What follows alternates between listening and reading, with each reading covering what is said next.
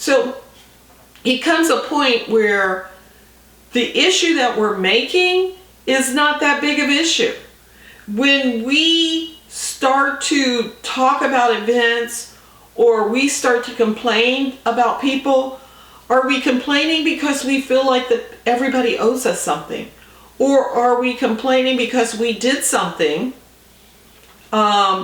consciously and we made a choice to do that, but we feel like we didn't get the accolades that we should have gotten from that person for what we did? And so instead of us looking at it as the minute, and this is something I used to say to my daughters when they were growing up and things were going on in their life, is the beach is full of thousands of pieces of sand, but you're going to let one piece of sand ruin your whole beach. Now think about that.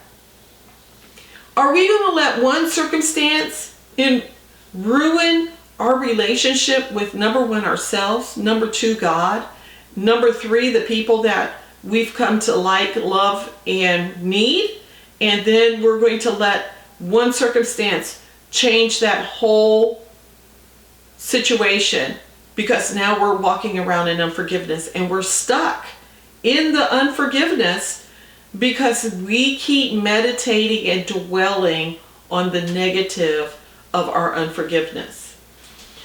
So a lot of people go through unforgiveness because they're angry. And what are they angry about? They're angry because others don't recognize that they're angry. But instead of telling your friend or telling your husband or telling your kids or telling anybody that I'm angry because I felt slighted in this conversation, or I felt like he wasn't listening to me, we walk around with a grudge on our shoulder. And the person only begins to know we're angry because we're not talking back to the person, or we're ignoring their phone calls, or we're not responding to their texts.